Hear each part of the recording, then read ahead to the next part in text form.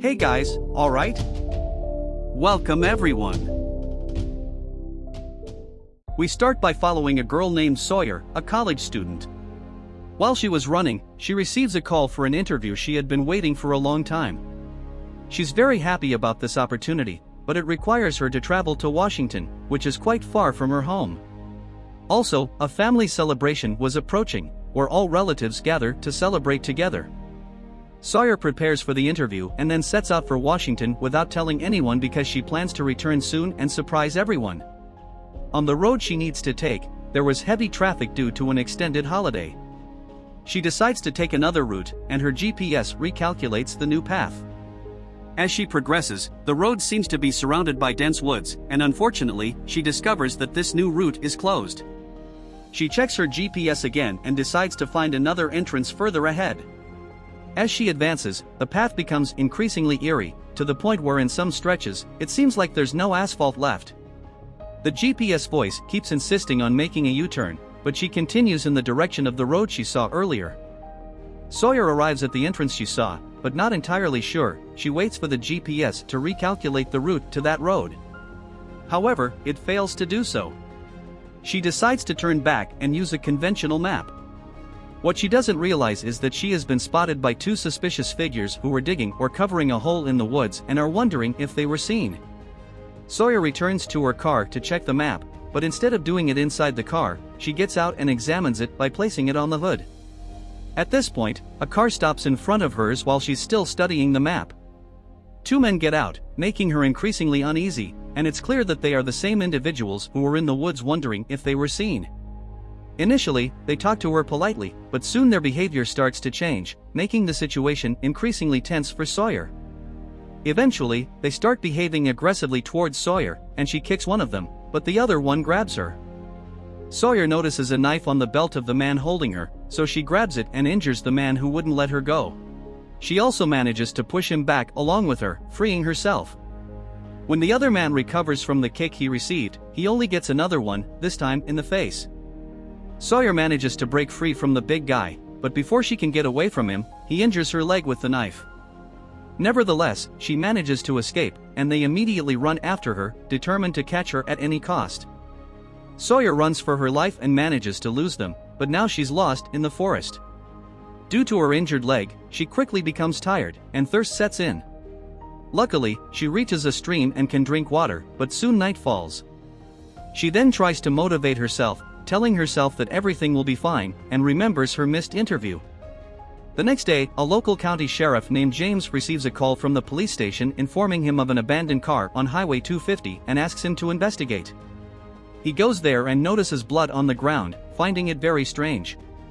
Meanwhile, Sawyer wakes up to a noise, and soon, she spots a helicopter passing through the area. She starts screaming for help, but obviously, she isn't heard or seen. At this moment, the sheriff arrives at the house of the two criminals, named Hollister and his brother Buck. The sheriff becomes suspicious of them because he knows they are often seen in the area where the car was found. He asks them what happened to Buck, and he lies, saying it was a hunting accident. Not having anything to accuse them of, the sheriff leaves. Sawyer returns to the stream and examines her leg, which has a nasty cut. She cleans it and then leaves the area, but it's still bleeding.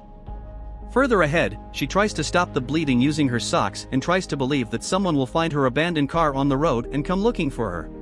However, at this moment, the two criminal brothers arrive where her car is and take it away to dispose of it in a nearby ravine, which happens to be where Sawyer is hiding. They almost dump the car on top of Sawyer, but she narrowly avoids it. Fortunately for her, they don't spot her and discuss where they will look for her before heading off. After they leave, Sawyer takes a closer look at her car and finds her cell phone.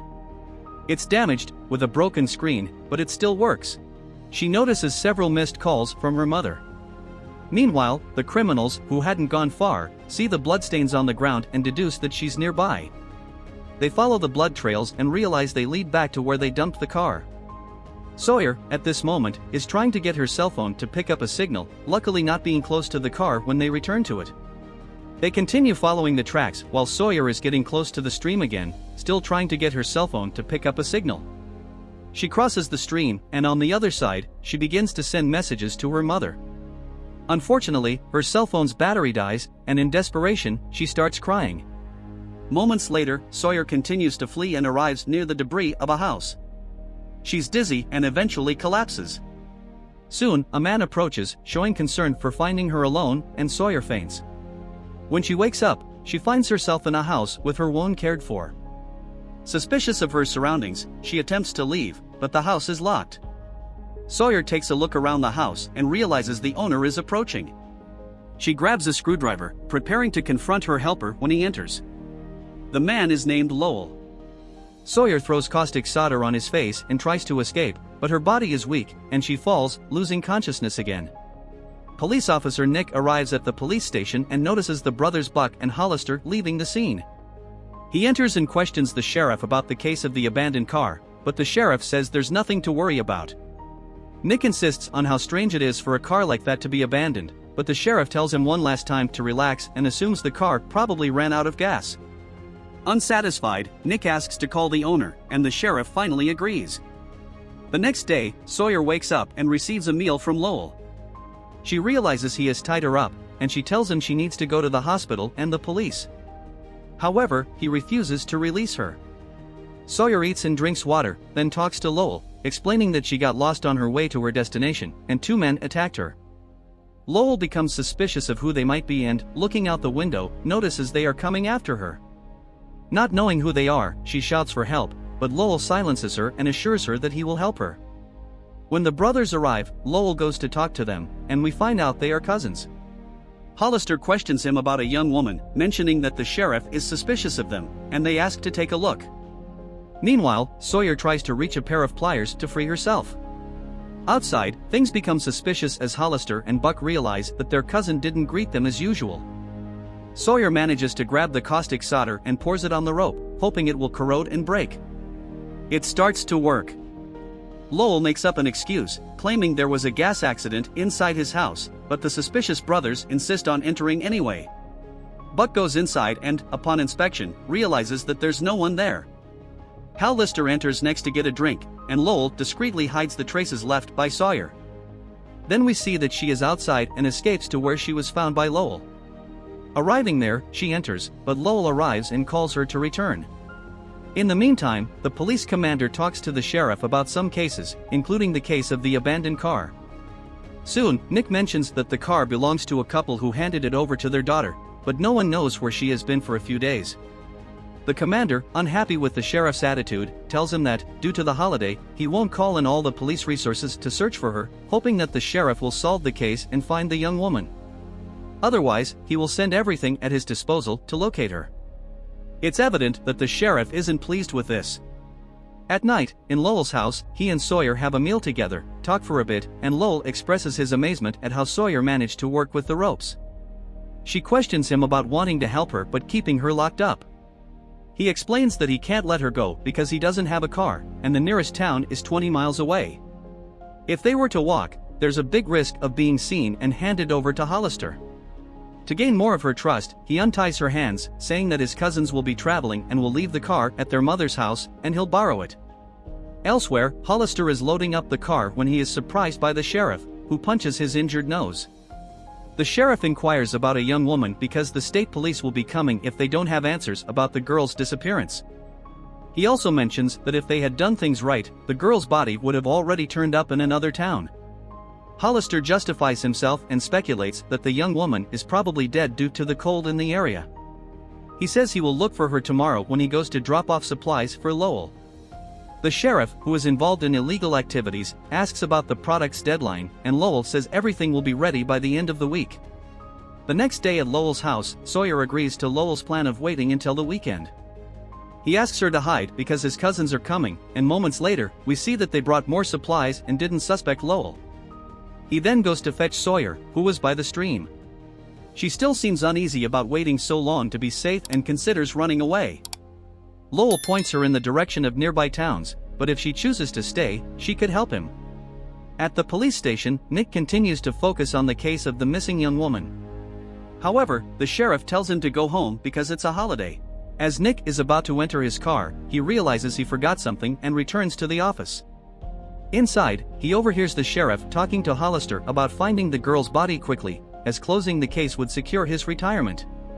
Nick, shocked, confronts the sheriff, pulling his gun, and tells him he'll have a chance to explain, but not to him. He leaves cautiously, leaving the sheriff in a worrisome situation. The sheriff follows him, preventing him from getting into his car. As Nick bends down to pick up his dropped car keys, the sheriff pulls out his gun and shoots him, killing him. Returning to Sawyer and Lowell, we see that they have grown closer and engage in conversations about random topics. Sawyer realizes that it's Thanksgiving Day, and she was supposed to spend it with her parents. However, she chose to go for an interview, which would allow her to avoid feeling embarrassed for not having a job.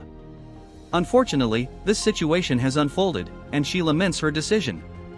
The sheriff calls the brothers and orders them to bury Nick's body, stating that he has a plan to keep the state police at bay. The next day, the sheriff justifies Nick's disappearance to Nick's wife, assuring her not to worry because Nick will reappear. Meanwhile, the commander arrives and is alerted that Deputy Sheriff Nick is missing with no news of his whereabouts. The commander states that he has also come to take over the case, and his team will be arriving shortly. As part of the sheriff's plan, he says he will assist in the initial search. As he's leaving, he decides to check Nick's locker. Without suspecting anything, the commander discovers the girl's ID card in Nick's locker, which the sheriff had planted. Subsequently, the commander reports the situation to his men, indicating that Officer Nick is involved in the girl's case and may be currently fleeing the state. In Lowell's house, we see that Sawyer is more at ease in the location. Suddenly, Lowell sees something and instructs her to enter and stay by the back doors, ready to run if necessary. It turns out to be the sheriff who came to check on things. However, wanting to conceal Sawyer, he, holding his gun, requests that the sheriff not enter because he doesn't like interference with his work. The sheriff claims that he has invested a lot in that business and has the right to see it, but Lowell doesn't permit it. The sheriff threatens him, saying he can shoot faster than Lowell, but Lowell warns him that the sheriff is next to a container of ether, with just a spark needed for everything to explode. That keeps the sheriff at bay, and he eventually departs. Moments later, he meets with the brothers and provides a uniform for Hollister to wear as a disguise as a police officer. He instructs Hollister to say they are taking a suspect for an interview. Returning to Sawyer and Lowell, after they had finished their work, they sit by the river and chat for a while. Sawyer asks what Lowell will do when she exits his life, and Lowell says he's not sure but believes he's undergone a change. The next day, Hollister arrives, and Lowell promptly hands over the materials to them. Lowell doesn't notice that both his and Sawyer's shoes have left marks at the entrance, which Hollister eventually notices. However, with something more critical to attend to, he decides to leave, mentioning that he'll deliver his portion the next day. Moments later, inside the house and relieved to have escaped from the brothers once again, Lowell mentions that he will soon take Sawyer to the state police, and she will tell the truth. He has decided to leave that place and start a new life. Suddenly, they are surprised by the returning brothers who have come to confront Lowell. Quickly, Lowell thinks of something and invites them to sit for a while. Even though Hollister and Buck are suspicious, they accept. Lowell asks Sawyer to fetch some coffee, looking at her with a different kind of gaze. She goes to the cupboard, and while she does, Lowell speaks quietly, saying he knows what must be done but wanted to have some fun with her first. To prove that he's sincere, he calls her over and asks her to sit on his lap. However, it's all part of a plan because she had placed something else in the microwave. Buck senses that something's wrong, but Hollister is amazed by what Lowell appears to have accomplished. Suddenly, the microwave explodes, killing Buck. Lowell and Sawyer manage to get outside before another explosion occurs. He instructs her to run and head back to the road and return to town. Meanwhile, Hollister, still alive, comes out and tries to shoot Sawyer, but Lowell intervenes. A struggle between the cousins ensues, and Lowell manages to wrest the gun from Hollister's hand.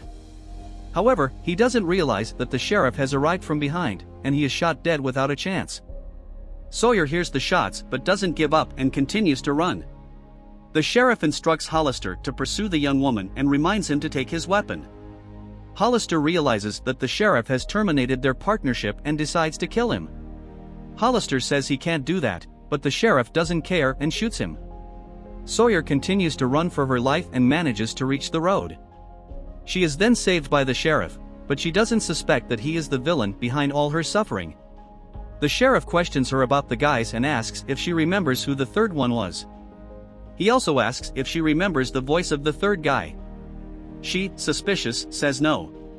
The sheriff stops the car, apparently out of fuel, and they continue on foot, cutting through the woods. The sheriff guides Sawyer through the forest, approaching a river. She begins to suspect where he is leading her. Sawyer takes the screwdriver she had taken from Lowell's house and prepares herself. They descend to the river and wade in to cross it. Sawyer decides to run, but the sheriff manages to grab her, knock her into the water and start drowning her, so as not to leave a trace of himself, making it look like she drowned. Sawyer manages to emerge from the water, pierces his leg with the screwdriver, then injures the sheriff's face. Not satisfied, she attacks again and thrusts the screwdriver into the sheriff's chest, killing him this time. The film then ends, showing that Sawyer has managed to return to the road and walks along it for a while.